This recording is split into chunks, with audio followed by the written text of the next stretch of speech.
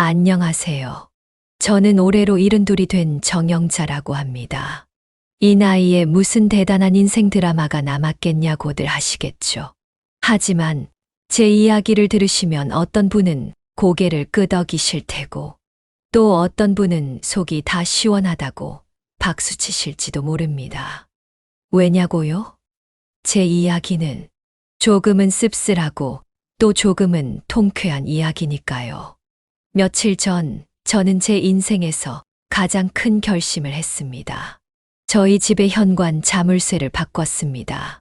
그것도 같이 사는 자식들 몰래 말이죠. 이유요?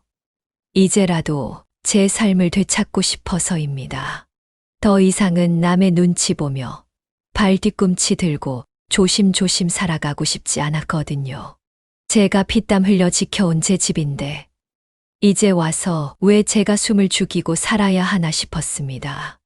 그날 아침 아직 해도 뜨지 않았을 시간. 저는 조심스럽게 침대에서 몸을 일으켜서 안방 문을 살짝 열고 나갔습니다. 슬리퍼를 질질 끌며 걸음을 옮길 때 혹시라도 누가 깰까 조마조마하고 현관문을 여는 손이 떨리더군요. 쿵 문이 닫히자 차가운 새벽 공기가 얼굴을 스치고 지나갔습니다. 그런데 말이에요. 그 공기가 그렇게 상쾌하게 느껴진 건 처음이었습니다. 꼭 막혔던 가슴 속이 뻥 뚫리는 기분이었달까요. 동네 열쇠 수리점까지 걸어가는 길은 익숙하면서도 낯설었습니다.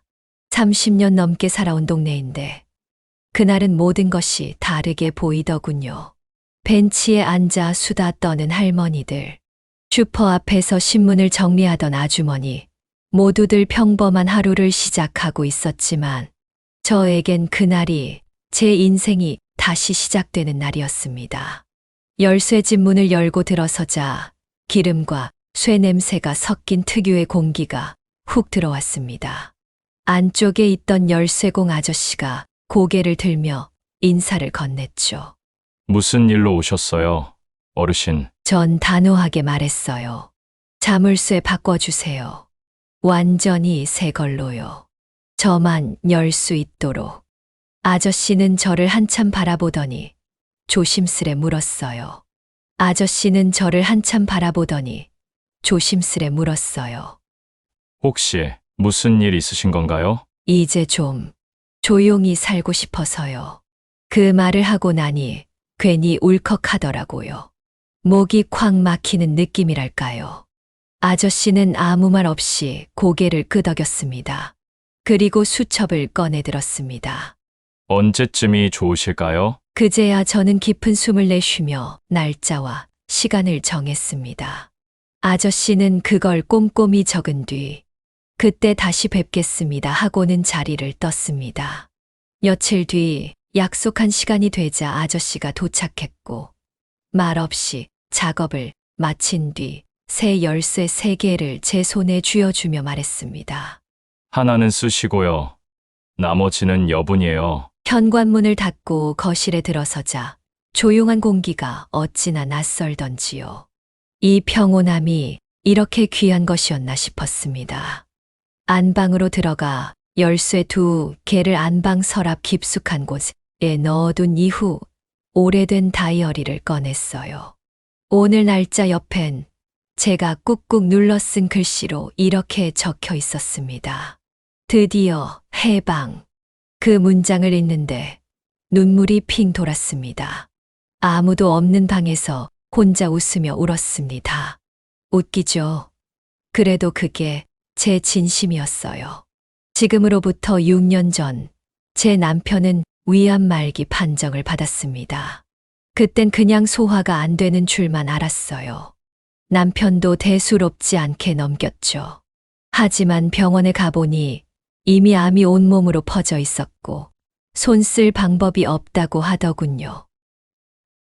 여보, 나 오래 못 버틸지도 몰라. 그날 병원 침대에서 남편이 그렇게 말했을 때 저는 억지로 웃으며 말했죠. 말도 안 되는 소리 마세요. 곧 괜찮아질 거예요. 하지만 그 말이 현실이 되지 않으리라는 건 저도 알았어요. 결국 남편은 넉 달 뒤 제 손을 꼭 쥔 채 조용히 숨을 거두었죠. 그 이후 저는 혼자 남겨졌습니다. 우리 둘이 함께 가꾼 정원에서 꽃을 돌보고 오후엔 드라마를 보고 밤에는 남편 사진 앞에서 하루를 마무리했어요. 그러던 어느 날부터 자식들이 하나둘 말을 꺼내기 시작했습니다. 어머니, 혼자 계시면 위험해요. 저희가 곁에 있을게요. 요즘 세상 험하잖아. 우리랑 같이 살자. 처음엔 고마웠어요. 아이들이 이렇게 걱정해 주는구나 싶었죠. 내가 그렇게 애지중지 키운 자식들이니 그 정도 정은 있구나 싶었습니다. 오히려 같이 지내보는 것도 나쁘지 않겠다고 생각했죠. 그렇게 저는 제 손으로 하나하나 문을 열어줬습니다. 하지만 그 잠깐이라는 말이 문제였어요. 장남은 서울 외곽의 한 아파트에서 살고 있었습니다. 오래된 단지였지만 아이들 키우기엔 조용하고 공원도 가까워서 나름 살기 좋은 곳이었죠. 그런데 몇 년 전부터 제 건축 이야기가 나오더니 드디어 사업이 본격화되면서 세입자들과 주민들에게 일괄적으로 이주 명령이 떨어졌습니다. 엄마, 우리 집 재건축 들어갔어요. 이주비는 나왔는데 그걸로 집을 구하기엔 턱없이 부족하네요. 전세금도 너무 오르고 다들 아시잖아요. 요즘 물가. 장남은 전화 너머로 한숨을 쉬었습니다. 처음엔 근처 단기 전세를 알아봤지만 아이들 어린이집이랑 학교를 옮기는 것도 부담이고 집값은 말도 안 되게 올라 있었죠. 특히 둘째가 약한 폐를 갖고 있어서 먼지 많은 공사장 근처에 계속 머물 수도 없는 상황이었습니다. 애들 아직 어려서 불안해요. 당분간만, 진짜 잠깐만. 재건축 끝나면 바로 나갈게요. 그 말을 들은 순간 어미된 마음이 무너졌습니다. 힘들다는 자식 말을 거절할 부모가 어디 있을까요? 그래서 결국 안방 옆 작은 방을 치우고 장남네 식구들을 들였습니다. 그렇게 시작된 당분간은 어느새 1년이 넘도록 끝날 기미가 보이지 않았습니다. 또한 작년은 요즘 이웃과 층간소음 문제로 골머리를 앓고 있었어요. 아이들이 조금만 뛰어도 아랫집에서 쿵쿵 문을 두드리거나 고래고래 소리를 지르는 일이 반복됐죠. 그러던 어느 날 결국 경찰까지 오게 되는 일이 벌어졌어요. 아이들이 겁을 먹고 울고불고 장녀 역시 충격을 받아 한동안 집 밖에도 잘 나서지 못했죠. 그 일 이후로 장녀는 아이들의 정서에 안 좋은 영향을 줄까 걱정이 이만저만이 아니었습니다. 마침 남편도 프로젝트 때문에 매일같이 밤늦게 퇴근하는 상황이라 육아도 집안일도 고스란히 혼자 감당해야 했죠. 엄마 집 근처에 있는 학교가 더 괜찮다던데. 거기 전학시키면 애들도 좀 안정되지 않을까? 장녀는 그렇게 슬쩍 이야기를 꺼냈고 저는 별다른 생각 없이 고개를 끄덕이고 말았습니다. 처음엔 잠깐일 거라 믿었거든요. 아이들 학교 문제도 있고 애들 정서가 걱정된다는 말에 도와주고 싶다는 마음뿐이었어요. 뿐만 아니라 막내는 회사에서 구조조정으로 하루아침에 실직했습니다. 월세 살 여유도 없고 친구네 집은 눈치 보인다며 저에게 방 한 칸만 달라고 했죠. 정신 차릴 시간만 주세요. 어머니, 금방 나갈게요. 하지만 막내는 밤만 되면 세상이 자기 것인 양 웃고 떠들며 게임을 했습니다. 헤드셋을 낀 채 친구들과 소리를 주고받으며 새벽 2시까지 방 안에 불을 켜두고 있곤 했죠. 저는 그 방 문틈 사이로 새어나오는 푸른 불빛을 바라보며 한숨을 삼켰습니다. 그 작고 희미한 불빛이 제 마음에는 번쩍이는 번개처럼 날카롭게 다가왔거든요. 이 시간까지 뭐 하는 걸까? 내일은 대체 어떻게 살 생각이지? 그런 걱정이 들었지만 정작 막내는 이력서 한 장 쓰는 것도 귀찮다는 듯 항상 요즘 세상이 어떤데 어머님 몰라요 라는 말만 반복했습니다.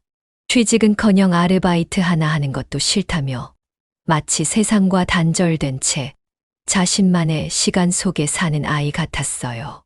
그 모습을 볼 때마다 저는 마치 깊은 바닷속에 혼자 가라앉는 기분이었습니다.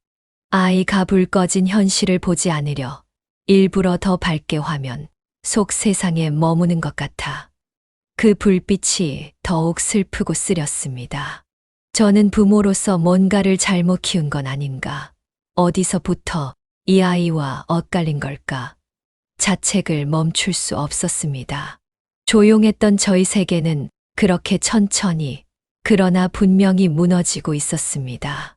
사람들은 종종 말하죠. 가족이 같이 사는 것만큼 든든한 게 어딨어 라고요. 하지만 그게 언제나 맞는 말은 아닌 것 같습니다. 적어도 제게는 함께 산다는 말이 점점 버티며 견디는 것으로 바뀌어 갔으니까요. 거실은 더 이상 제 거실이 아니었습니다. 장남 가족이 들어온 후로는 마치 제가 잠시 들른 손님이 된 기분이었죠. 원래 제 자리는 소파 한쪽 끝, 꽃무늬 쿠션이 놓인 자리였는데 어느새 아이들의 장난감이 그 자리를 차지했습니다. 큰 손주는 거실 한가운데에서 자동차를 굴리고 작은 손주는 소리를 지르며 울거나 뛰어다녔죠. TV는 항상 켜져 있었고 볼륨은 제가 이해할 수 없는 수준이었습니다. 제가 리모컨을 손에 쥐는 건 거의 불가능했어요. 저녁 시간엔 드라마를 보려 거실에 가면 이미 TV는 거실, 콘솔 게임기로 연결돼 있고 아이들은 소리를 지르며 서로 컨트롤러를 뺏으며 싸웠습니다. 저는 멀찌감치서 눈치를 보며 채널을 바꿔도 되는지 물어봤자 돌아오는 답은 뻔했습니다. 그러면 며느리는 이렇게 말하며 슬쩍 리모컨을 감춰버리더군요. 애들이 만화 보던 중이잖아요, 어머니. 요즘 드라마가 뭐가 재밌다고 그러세요. 더군다나 주방은 장녀의 차지가 됐습니다. 아침마다 부엌에 들어가면 이미 장녀가 냉장고 문을 열고 식재료를 정리하고 있었습니다. 마치 본인의 집에서 하던 말이죠. 냉장고는 반 이상이 그 집 식재료로 가득했고 제가 아껴두었던 장아찌 항아리는 어느 날 갑자기 사라졌습니다. 그러곤 장녀는 이렇게 말했습니다. 엄마, 이거 너무 오래돼서 버렸어. 그런 거 먹으면 건강에 안 좋아. 그 항아리는 단순한 그릇이 아닌 저와 남편의 추억이 담겨 있는 것인데 말이죠. 해마다 여름이 되면 열무김치를 담그는 계절이 찾아오고 저와 남편은 시장으로 나들이를 나섰죠. 장터에서 유기 항아리를 고를 때 햇볕 아래 반짝이는 그 빛깔이 얼마나 아름다웠는지 남편이 저희 손을 꼭 잡고 이거다 하며 웃었던 것이 생각이 납니다. 이후 그 항아리는 늘 부엌 한켠에 놓여 있었습니다. 때로는 열무김치가, 때로는 동치미가, 때로는 고추장을 담아두었지요. 계절마다 다른 맛과 향이 그 안에 스며들어 마치 작은 계절 저장소 같았죠. 여름이면 남편이 밥상머리에 앉아 오늘은 열무김치 꺼내 먹자 하며 활짝 웃었고 저는 조심스럽게 항아리 뚜껑을 열었어요. 김치의 아삭한 소리와 풋풋한 향이 퍼질 때면 그 순간이 곧 여름이었고 사랑이었고 가족이었습니다. 그런 사소한 것들 하나하나가 제 손을 떠나버렸습니다. 그리고 막내는 친구들을 데려왔습니다. 처음엔 조용히 지내더니 한두 번 술자리를 가지기 시작하더군요. 거실에서 담배 냄새가 풍겼고 공기청정기가 빨간 불을 켜며 윙윙거렸습니다. 제가 뭐라고 하면 막내는 무심히 웃으며 말했습니다. 어머니, 요즘 사람들 다 집에서 피워요. 그냥 창문 열어놨어요. 이제는 제 방조차 안전하지 않았습니다. 어느 날은 작은 손주가 제 방에 들어와 놀다가 화장대 위에 올려져 있던 남편 사진 액자를 만지더군요. 그 작은 손이 호기심에 사진을 이리저리 기울이는 걸 보며 저는 조심해야 한다고 하려던 찰나 사진이 바닥에 떨어졌고 저는 너무 놀라 큰 소리를 질렀습니다. 어머, 안 돼. 그 사진은 남편이 세상을 떠나기 얼마 전 우리 둘이 마지막으로 함께 찍은 사진이었죠. 병원에서 퇴원하던 날, 저는 남편에게 예쁜 셔츠를 입히고 마당에 핀 국화를 배경 삼아 찍었죠. 그날의 햇살도 남편의 미소도 제 기억 속에서 선명하게 남아있는데 그 순간이 깨져버린 것 같았어요. 마치 남편이 한 번 더 저를 떠난 것 같아서 가슴이 먹먹해졌습니다. 그런데 그때 장남이 거실에서 뛰어들어오더니 제게 이렇게 말했어요. 어머니, 그런 거 깨질 때 놓으시면 안 되죠. 애들 있는 집인데 조심 좀 하세요. 순간 뭐라 대꾸할 말을 잃은 저는 그저 조용히 조각난 유리를 모으며 대답했습니다. 그래, 엄마가 잘못했다. 하지만 속으로는 눈물이 왈칵 쏟아질 뻔했어요. 그 사진 하나가 저한테는 얼마나 소중했는지, 그 속에 남편이 얼마나 보고 싶었는지, 그 누구도 이해하지 못한다는 생각이 들었거든요. 그 순간, 이 집은 더 이상 제 집이 아니라 오히려 제가 남의 집에 얹혀 사는 기분이 들었습니다. 아이들 가족과 함께하는 시간이 길어질수록 저의 생활 패턴도 무너졌습니다. 예전엔 새벽에 일어나 정원에 물을 주고 꽃잎을 다듬으며 하루를 시작하곤 했어요. 그런데 요즘은 아침 7시에 물을 주기만 해도 아랫방에서 장녀가 올라와 불쾌한 표정을 지으며 말했습니다. 엄마, 애들 자고 있는데 조용히 좀 해줘. 게다가 제 물건들도 하나둘 사라졌습니다. 미신기 바늘은 며느리가 이불 꿰매다 부러뜨렸고 남편이 쓰던 라디오도 막내가 가져갔다. 고장낸 채 방치두었습니다. 제가 읽던 책들은 아이들이 낙서를 해버렸고 자개장 안에 소중히 넣어둔 한복은 어디론가 사라져 버렸습니다. 묻고 싶었지만 누구도 제 말을 들어주지 않았죠. 뿐만 아니라 처음 들어올 땐 자신들이 다 알아서 할 테니 편하게 있으라면서 상냥하게 대했지만 며칠, 몇 주가 지나고 나선 말투와 행동이 조금씩 바뀌었죠. 어머니, 우리도 살려면 어쩔 수 없잖아요. 어머님은 너무 예민하세요. 연세도 있으신데 조금 둥글게 사셔야죠. 남편이 쓰던 서재는 장남의 작업실이 되었고 남편과 함께 골라 샀던 고가의 찻잔 세트는 장녀가 친구들에게 차를 대접하겠다며 가져다 쓰다 깨뜨렸습니다. 그리고 밥상에서도 저는 혼자였습니다. 저녁 준비를 해도 아이들은 제 시간에 안 옵니다. 장남은 회사 일로 늦는다고 했고 장녀는 아이들 학원에 데려간다고 하더군요. 막내는 방에서 이어폰을 낀 채 나오지도 않았습니다. 어느샌가 저는 밥을 차려 혼자 먹는 것이 익숙해졌습니다. 먹다 남긴 반찬은 냉장고에 넣었고 설거지까지 혼자 했습니다.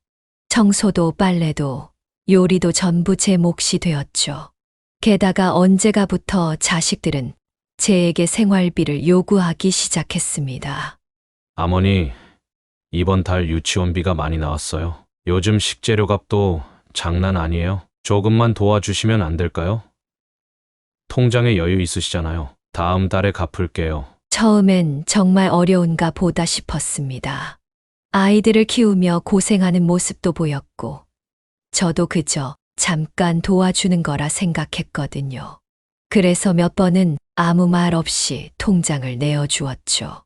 다음 달, 또 다음 달이 되어도 누구 하나 돈을 돌려주지 않았습니다. 지난번에 받은 거 조금이라도 돌려줄게. 하지만 돌아오는 건 핑계뿐이었고 시간이 지날수록 손 내미는 것도 당연한 듯 했어요. 통장 잔고를 확인할 때마다 마치 제 존재가 조금씩 사라지는 느낌이었습니다. 돈이 아까운 게 아니었습니다. 제가 가족에게 당연한 지원자가 되어버렸다는 사실. 그게 가장 쓰렸습니다. 누구 하나 미안하다는 말 없이 어머니도 힘드실 텐데 괜찮냐는 질문 하나 없이 그저 여유 있으시잖아요 라는 말 한마디로 모든 걸 당연하게 받아갔으니까요. 그 순간 저는 깨달았습니다. 이 집에서 나는 가족이 아니라 그냥 통장이었구나. 그래도 참았습니다. 가족이니까요. 다 지나갈 거라 믿었죠. 하지만 시간이 갈수록 저는 점점 이 집의 주인이 아닌 눈치 보는 하숙인이 되어갔습니다. 그들은 제가 필요해서 여기에 있는 게 아닙니다. 단지 이 집이 필요했던 거죠. 제가 이 집에 있기 때문에 그들이 부담 없이 머물 수 있었던 것뿐입니다. 그리고 그 생활이 몇 달, 몇 년이 지나도록 나아지지 않으면서 결국 제 몸이 먼저 비명을 질렀습니다. 그날도 다른 날과 다르지 않았습니다. 이른 새벽 혼자 일어나 빨래를 걷고 손주들 도시락을 싸고 변기 청소까지 마친 후였죠. 문득 허리가 끊어질 듯 아파 소파에 잠시 누웠다가 눈앞이 캄캄해졌습니다. 다음 장면은 병원 천장이었습니다. 의식이 흐릿한 채 눈을 떴을 때 링거 줄이 팔에 꽂혀 있었고 옆에는 심장 모니터가 깜빡이고 있었습니다. 의사 선생님은 차트를 훑어보며 조심스럽게 말했습니다. 어르신 일어나셨군요. 다행입니다. 건강 상태와 영양 상태도 안 좋습니다. 이대로 더 버티셨으면 큰일 날 뻔했습니다. 저는 그 말을 듣고도 아무 말이 나오지 않았습니다. 몸도 무거웠고 마음도 텅 빈 것 같았습니다. 며칠 뒤 자식들이 병문안을 왔습니다. 어머니, 너무 걱정 마세요. 이제부터 우리한테 맡기고 쉬세요. 이렇게 되도록 말도 안 하시고 몸 좀 아끼셔야죠. 말만 들으면 참 고마운 말이었고 누가 봐도 효도하는 자식들의 따뜻한 위로처럼 들렸겠죠. 하지만 진심은 행동으로 드러나잖아요. 그 말 속에 제 감정을 살피려는 따뜻함이 아닌 재산과 집의 권한을 넘겨받으려는 준비된 흐름이 느껴졌기 때문에 저는 그 말이 오히려 더 무섭고 더 슬펐습니다. 마치 누가 옆에서 써준 대사라도 읊듯 표정과 말이 따로 놀았어요. 쉬세요. 라는 말 뒤에 숨은 진짜 의미를 저는 느낄 수 있었습니다. 이제부터는 우리가 이 집을 관리하겠다. 어머니는 조용히 계셔라. 우리가 알아서 할 테니 더는 관여하지 마라. 그런 식의 무언의 선긋기가 그 말 사이에 조용히 숨어 있었던 겁니다. 진짜로 걱정한다면 제 손을 한번 잡아주었겠죠. 눈을 맞추며 엄마, 무슨 걱정 있으세요? 하고 묻는 사람도 없었습니다. 그저 형식적인 말 몇 마디로 이제 우리한테 맡기세요라고 통보하듯 말하는 그들을 보며 저는 그게 위로가 아니라 권한 박탈처럼 느껴졌습니다. 그날 밤 답답한 마음에 바람을 쐬기 위해 복도를 지나가다 자식들끼리 나누는 대화를 듣게 되었습니다. 어머니 집 언제쯤 팔 수 있으려나? 솔직히 이참에 정리해도 나쁘진 않을 텐데. 그래, 요즘 시세면 억 단위로 오르잖아. 우리도 이제 애들 크니까 슬슬 각자 자금이 필요해. 그니까. 게다가 어머니도 점점 기억력 흐릿해지고 그러다 큰 사고라도 나면 어떡해. 요양원 알아보는 게 낫지 않아? 통장도 좀 확인해 봐야 돼. 혹시 이상한데 기부하거나 쓸데없이 뺏으시면 안 되잖아. 처음엔 잘못 들은 줄 알았습니다. 꿈인가 싶기도 했고요. 하지만 분명했어요. 그들은 제 건강이나 외로움, 생활의 불편함을 걱정하는 게 아니었어요. 그 말들의 초점은 분명히 저가 아니라 제가 가진 것에 있었어요. 그 순간 제 삶이 와르르 무너져 내리는 기분이었습니다. 나는 그저 이 아이들만은 내 진심을 알아줄 거라 믿고 살았는데 밥 한 끼 더 해줄 때마다 뒷정리하며 아이들 신발을 가지런히 놓을 때마다 이게 가족이구나 하고 스스로를 다독였는데 그들이 모여 나눈 대화에는 따뜻함도 미안함도 죄송함도 없었습니다. 그렇게 제 존재가 숫자로 처분 가능한 무언가로 취급되는 걸 들으며 저는 처음으로 제 자신이 집안의 귀찮은 짐 같다고 느꼈습니다. 내가 이 집을 지켜오며 쌓은 세월, 희생, 살아. 그 모든 것이 고작 통장 잔고 몇 줄로 정리되는 순간이었어요. 그날 밤 저는 처음으로 스스로에게 물었습니다. 내가 아직 이 집의 주인일까? 이 사람들이 내 자식이 맞긴 한 걸까?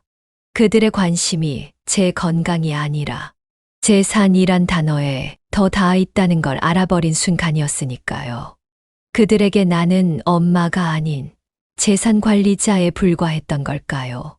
그날 밤 저는 울지도 못했습니다. 눈물조차 마르고 머릿속은 멍했고 입에서는 한숨만 흘러나왔습니다. 그런 저를 보고 옆 침대에 누워있던 노인 한 분이 말없이 뜨거운 차를 건네주셨습니다. 아마도 제 어깨의 떨림과 깊은 한숨에서 그분은 제 마음속에 무거운 사연이 있음을 느끼셨던 것 같습니다. 마치 오래된 상처를 알아보듯 그분의 눈빛엔 깊은 연민과 이해가 담겨 있었습니다. 그분은 조심스럽게 말씀을 건네셨습니다. 혹시 자식들 때문에 속상하신 건가요? 그 한마디에 저는 순간 고개를 들 수밖에 없었습니다. 놀랍도록 정확한 물음이었거든요. 그분은 제 반응만으로도 모든 걸 알아차린 듯 조용히 고개를 끄덕이며 말을 이으셨습니다. 아까 전화하시는 거 들었어요. 엄마도 사람인데라고 하시던데 그 말 제 마음에도 콕 박히더라고요. 그제서야 떠올랐습니다. 저녁 무렵 복도에서 통화하며 애써 억누르던 제 목소리.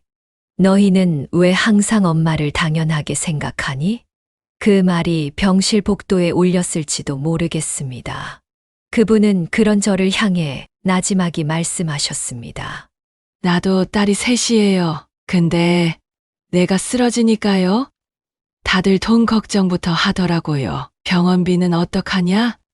간병은 누가 하냐? 걱정하는 척하면서 결국은 서로 책임 떠넘기기 바빴죠. 잠시 침묵이 흐른 뒤 그분은 살짝 미소를 지으며 덧붙이셨습니다. 이젠 우리 나이엔 자식들보다 자기 자신을 먼저 챙겨야 해요. 이제 우리 인생 누가 대신 살아주지 않잖아요. 그 말이 어쩐지 낯설지만 얼마나 따뜻하게 들렸는지 모릅니다.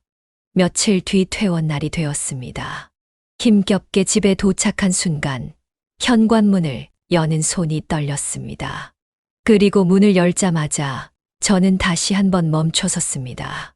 현관에 모르는 사람들의 구두가 가득했고 거실에서는 낯선 젊은이들이 캔 맥주를 들고 웃고 떠들고 있었습니다.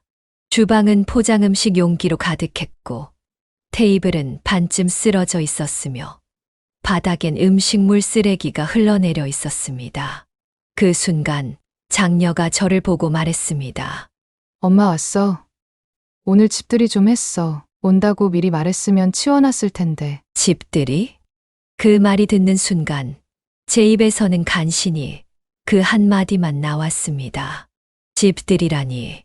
내가 피땀 흘려 지켜온 집에서 내가 허락한 적 없는 사람들이 맥주를 들고 웃고 떠들며 마치 이곳이 자기들 세상인 양 구는 모습을 본 것도 충격인데 그걸 집들이라 부르다니요. 이 집의 주인은 내가 아니었나요? 나는 그저 불쑥 방문한 손님이고 그들에겐 미처 정리하지 못한 예외 상황이었던 걸까요? 그 말에는 아무런 미안함도 당혹스러움도 담겨 있지 않았습니다. 그저 내가 오기로 한 걸 깜빡한 듯 다음엔 미리 말해줘요라는 가벼운 말투로 던져진 그것은 내가 이 집에서 점점 사라져가는 존재라는 것을 다시 한번 깨닫게 했습니다. 어처구니 없고 씁쓸하고 서글펐습니다. 입에서는 집들이 라는 말만 겨우 흘러나왔지만 마음속에서는 수천 가지 감정이 동시에 떠올랐습니다. 집이라는 말이 더 이상 따뜻하게 느껴지지 않는 순간이었죠. 저는 말을 잇지 못한 채 안방으로 걸음을 옮겼고 문을 열자 그 자리에서 주저앉고 말았습니다. 남편의 사진은 벽에서 내려져 있었고 제 서랍은 누군가의 옷들로 가득 차 있었습니다. 이불은 걷어져 있었고 침대 위엔 손주들의 장난감이 나뒹굴고 있었습니다. 그 방은 저만의 공간이었습니다. 단 한 칸 남은 저만의 안식처. 그마저도 사라져버린 것이었습니다. 그날 밤 저는 침대도 없이 소파에 기대어 조용히 눈을 감았습니다. 그리고 조용히, 아주 조용히 다짐했습니다. 그래, 이젠 정말 끝이다. 이 집을, 내 삶을 내가 다시 찾아와야겠구나. 그 일이 있은 이후 우선 저는 집 안대 청소를 결심하고 오랫동안 손도 대지 않았던 창고며 서랍장을 하나하나 열어가며 정리를 시작했습니다. 추억이 깃든 물건들, 잊고 지냈던 사진, 낡은 편지며 오래된 달력까지. 청소는 점점 단순한 정리를 넘어 내 삶을 한 장면씩 되돌아보는 시간처럼 느껴졌습니다. 마지막으로 손을 대기로 한 곳은 바로 침대 밑이었습니다. 평소엔 청소도 제대로 하지 않던 공간이라 내심 걱정이 되었지만 이상하게도 그날따라 꼭 그 밑을 들여다봐야 할 것 같은 기분이 들었습니다. 조심스럽게 몸을 숙이고 손전등을 켜서 어두운 틈 사이를 비추었습니다. 그곳엔 먼지가 수북이 쌓여 있었고 한쪽 구석에 반쯤 가려진 낡은 상자가 조용히 놓여 있었습니다. 처음엔 그냥 오래된 잡동사니쯤으로 생각하며 지나치려 했습니다. 그런데 이상하리만치 마음 한켠이 쿵 하고 울리며 그 상자가 나를 기다리고 있었던 것만 같았습니다. 마치 오랫동안 잠들어 있던 기억이 스스로 깨어나는 듯한 기분이었습니다. 나는 주저하며 손을 뻗었고 상자를 향해 천천히 다가갔습니다. 손끝으로 닿는 먼지의 감촉이 차가웠지만 어딘지 모르게 따뜻한 무언가가 함께 전해졌습니다. 상자를 조심스럽게 꺼내어 무릎 위에 올려놓고 잠시 숨을 고른 뒤 뚜껑을 천천히 열었습니다. 그 안에는 빛바랜 일기장과 함께 세상을 떠난 남편이 내게 남긴 마지막 편지 한 장이 들어 있었습니다. 오늘은 친구들과 바닷가에 갔다. 바다를 바라보며 나도 언젠가 저 넓은 바다처럼 자유롭게 싶다는 생각을 했다. 세상을 여행하면서 다양한 사람을 만나보고 싶다. 세상은 넓고 아름다울 텐데 나는 과연 어떤 모습으로 살아가고 있을까? 일기장 속 글귀는 지금의 내 모습과 너무나도 달랐습니다. 가족을 위해 살아가면서 나는 나 자신을 완전히 잊고 살았습니다. 늘 착하게만 살아서 주변 사람들에게 바보처럼 당하고 있었던 나였습니다. 일기장 아래의 편지를 조심스럽게 펼쳤습니다.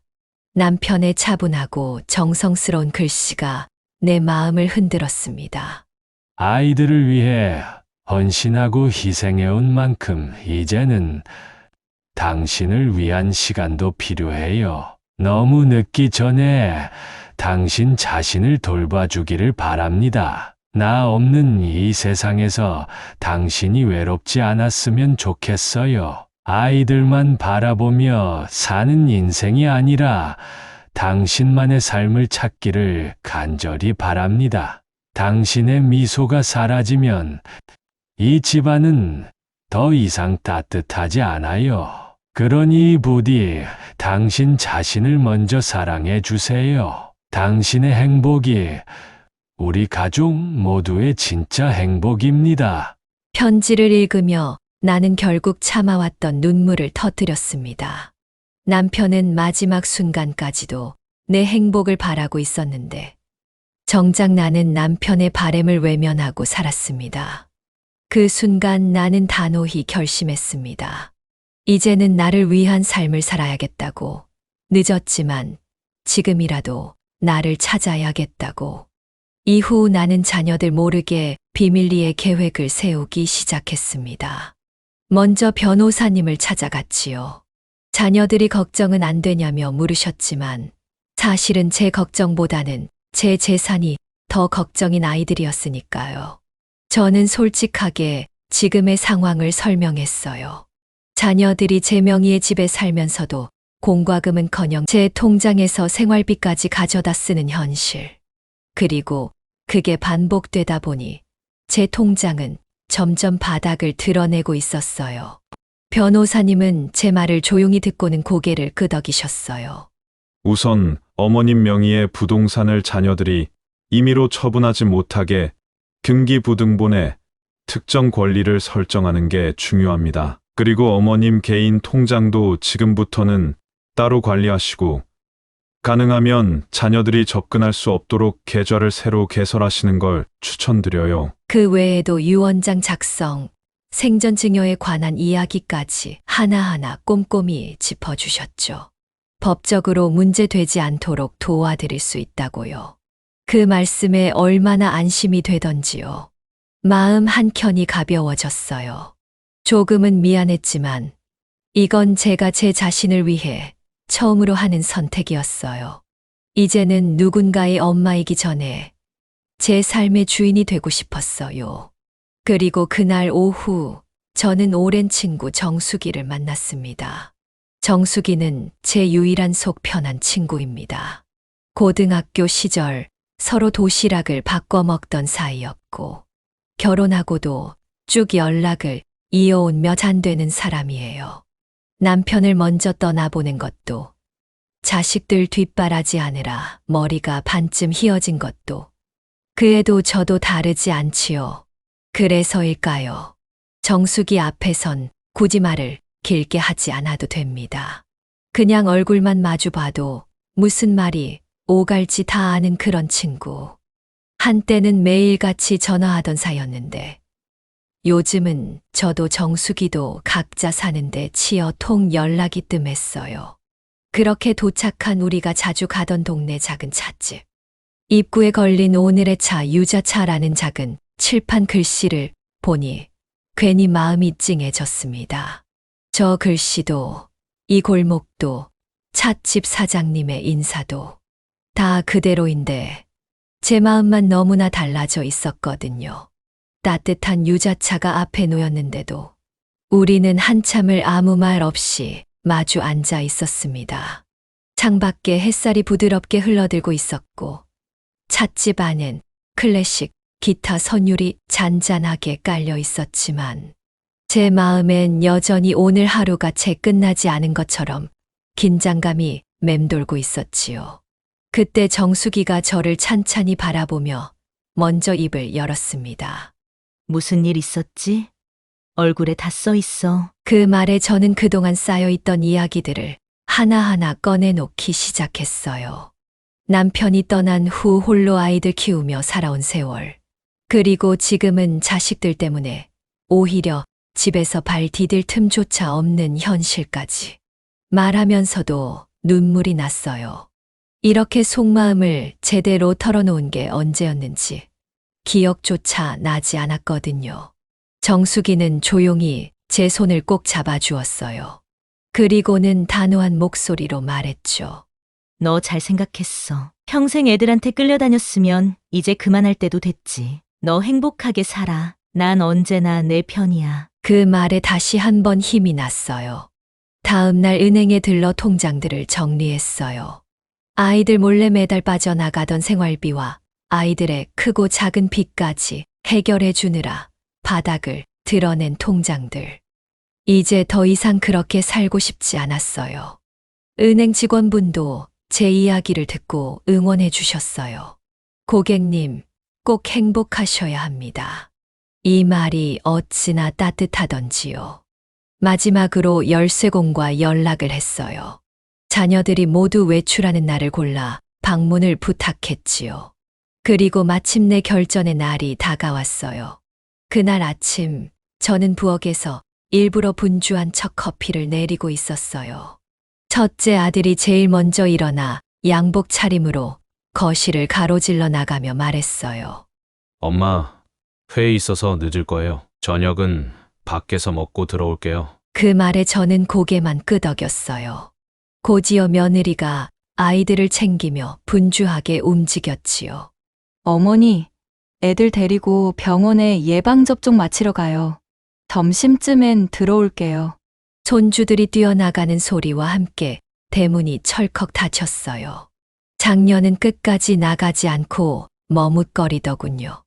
눈치를 살피듯 제게 말을 걸었어요. 엄마, 친구 만나러 잠깐 나갔다 올게. 뭐 필요한 거 있어? 저는 조용히 미소 지으며 대답했어요. 아니, 다녀와라. 천천히 와도 괜찮아. 한 명, 또 한 명. 모두가 집을 떠나는 그 순간들이 마치 무대에서 배우들이 하나씩 퇴장하는 장면처럼 느껴졌어요. 문이 닫히는 소리를 들을 때마다 제 심장은 요동쳤어요. 그런데 막내만은 끝까지 방에서 나오질 않더군요. 방문이 살짝 열렸다 닫히길 몇 번, 안에서 뒤척이는 기척이 들릴 때마다 제 손에 쥐고 있던 머그잔이 미세하게 흔들렸습니다. 왜 안 나가지? 무슨 일 있나? 아니면 혹시 눈치챘나? 커피포트에서 김이 모락모락 피어오르는데 제 마음은 더 뜨겁게 끓고 있었어요. 시계를 보니 열쇠공 아저씨와 약속한 시간이 점점 다가오고 있었습니다. 그런데 막내는 여전히 방 안에서 나올 기미가 없었죠. 머릿속이 복잡해졌어요. 혹시 나 몰래 남아서 문 바꾸는 걸 막으려는 건 아닐까? 아니면 그냥 떠나기 싫은 걸까? 이 결심이 얼마나 어려운 일이었는지 아무도 모를 거예요. 이렇게까지 마음 단단히 먹기까지 얼마나 긴 시간을 참으며 버텼는지, 얼마나 많이 울고 또 다짐했는지.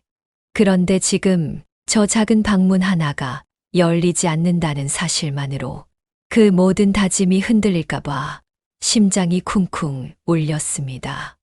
머리보다 마음이 먼저 무너질까봐 입술을 꽉 깨물었습니다. 그러다 마침내 방문이 살짝 열리고 막내가 얼굴을 내밀었습니다. 엄마, 친구 만나러 잠깐 나갔다 올게요. 그 한마디에 저는 그만 안도의 숨을 몰래 내쉬었습니다. 그토록 원하던 순간인데 왜 눈가가 붉어졌는지 모르겠어요. 입꼬리는 웃고 있는데 속은 왜 이렇게 울컥하는 건지. 아니, 다녀와라. 천천히 와도 괜찮아. 저는 최대한 아무렇지 않은 척 익숙한 어조로 그렇게 말했습니다. 문이 닫히는 소리가 이번엔 유난히 또렷하게 들리더군요. 그제야 숨통이 트이듯 제 가슴도 조심스레 내려앉기 시작했습니다. 곧이어 벨이 울렸고 열쇠공 아저씨가 도착했습니다. 그분은 일에 집중한 듯 묵묵히 작업을 진행했어요. 오래된 자물쇠가 철컥철컥 소리를 내며 떨어지고 새로운 자물쇠가 제자리를 찾아가는 그 소리에 제 마음도 함께 단단해졌어요. 문이 바뀌는 순간 마음속 깊은 곳에서 뭔가 툭 하고 끊어지는 소리를 들은 것 같았어요. 그건 미련이 아니라 해방이었지요. 이제 저는 제 삶을 온전히 돌려받은 거예요. 그날 오후 저는 제 짐을 정리했어요. 꼭 필요한 물건만 남기고 아이들의 물건들은 현관 앞에 가지런히 두었죠. 위에 작은 메모를 남겼어요. 이제 각자의 삶으로 돌아가렴. 나도 내 삶을 찾으려 한단다. 엄마는 언제나 너희를 사랑하지만 이젠 나 자신도 사랑해야겠구나. 그리고 아이들이 오기 전까지 남편 사진을 잘 보이는 곳에 걸고 내가 좋아하는 화초도 놓았어요. 조용한 음악을 틀고 차 한 잔을 마시며 창밖을 바라보니 어느새 저절로 미소가 지어졌어요. 오랜만에 느끼는 평화로운 순간이었어요. 그날 저녁 자녀들이 하나둘 집으로 돌아왔어요. 처음 도착한 건 첫째 아들이었죠. 현관문 앞에서 열쇠를 넣다 멈칫한 듯한 소리가 들렸어요. 곧이어 문을 두드리는 소리와 함께 다급한 목소리가 들렸죠. 엄마, 문이 안 열려요. 무슨 일이에요?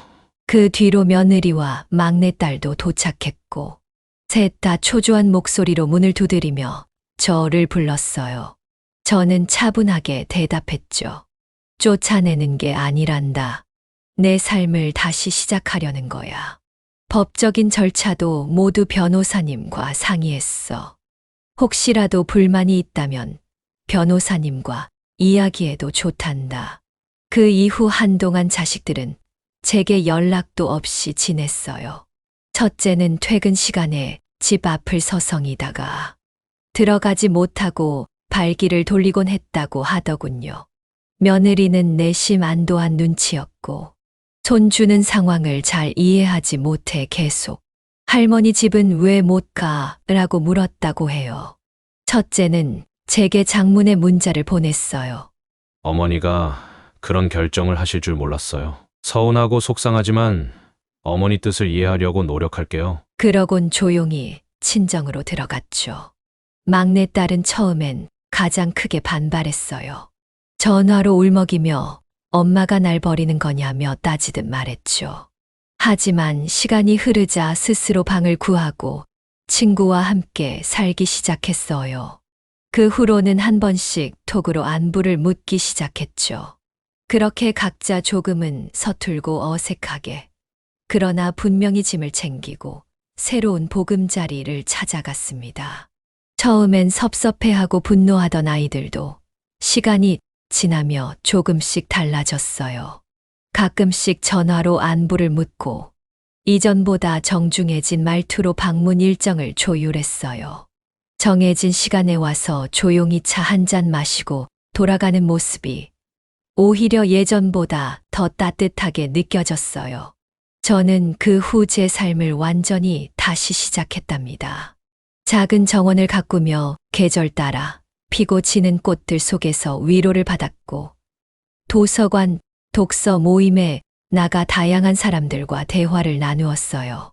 정수기와 함께 기차 여행도 다니고, 동네 복지관에서 자원봉사도 시작했지요.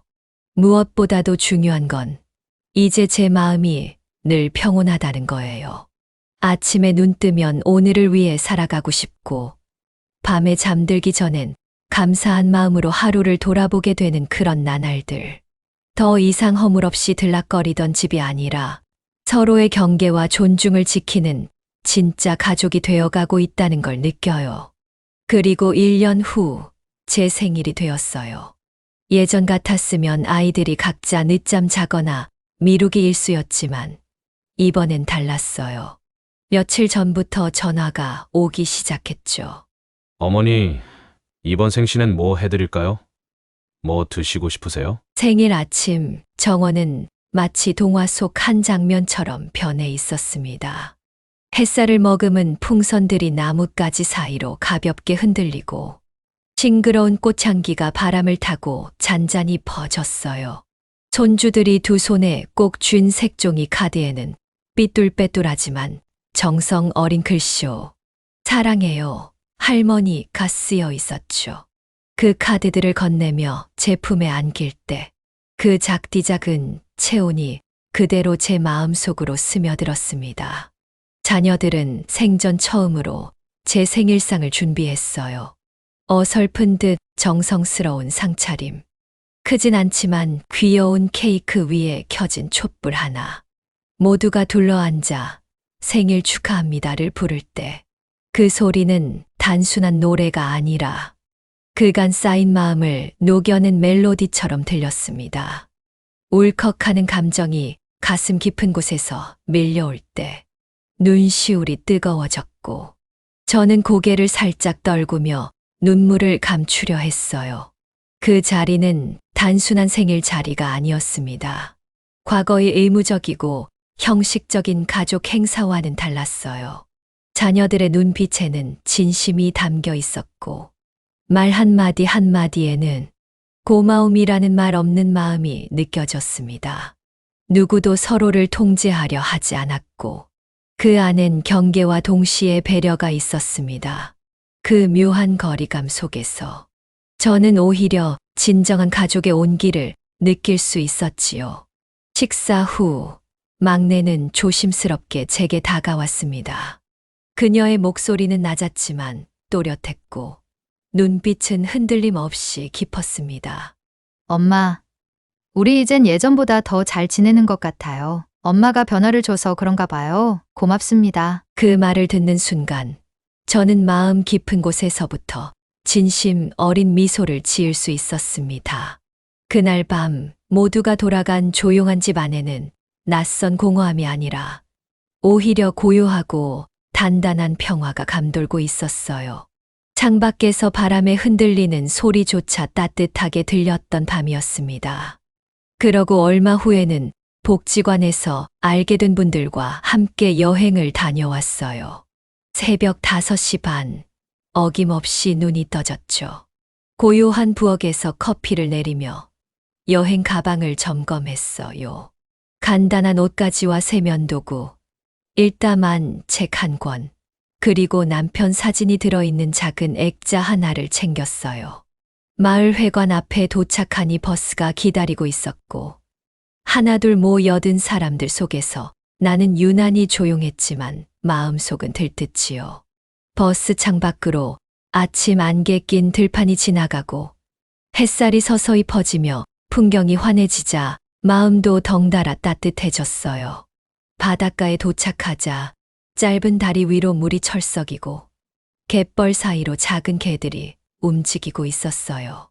우리는 맨발로 갯벌을 걸었고 발에 느껴지는 진흙의 촉감이 어찌나 생생하던지요. 아이 같았던 웃음소리 속에서 저도 모르게 오래 묵은 무거운 감정들이 하나씩 빠져나가는 기분이었어요. 남해 바닷가에서 갯벌을 걷고 다 함께 모닥불 앞에 둘러앉아 삶에 대해 이야기 나누던 그 밤은 아직도 잊을 수 없어요. 어떤 할머니는 눈물을 글썽이며 말하셨어요. 영자 씨 덕분에 나도 다시 한번 나를 위해 살아보고 싶다는 생각을 했어요. 그분은 평생을 남편과 자식 뒷바라지에만 온 힘을 쏟으며 살아오신 분이었습니다. 본인을 위한 시간, 본인을 위한 선택은 늘 뒷전이었지요. 하지만 제가 늦은 나이에 스스로를 돌아보고 아이들과의 관계에서 새로운 균형을 찾아가는 모습을 지켜보며 그분도 처음으로 나를 떠올리게 되었다고 했습니다. 그 말을 듣는 순간 저 역시 가슴이 뭉클해졌습니다. 나의 작은 변화가 누군가에겐 희망이 될 수 있다는 사실이 참 고맙고도 벅찼습니다. 그날 밤 창밖엔 어김없이 바람이 스치고 있었지만 제 마음속에는 한 줄기 따뜻한 등 불이 환히 켜져 있었습니다. 가끔씩 손주들이 주말마다 전화를 걸어와요. 할머니, 이번에 학교에서 발표 수업이 있는데 할머니 이야기를 해도 돼요? 저는 웃으며 말해요. 그럼 그 이야기가 누군가에게 도움이 된다면 할머니는 영광이지.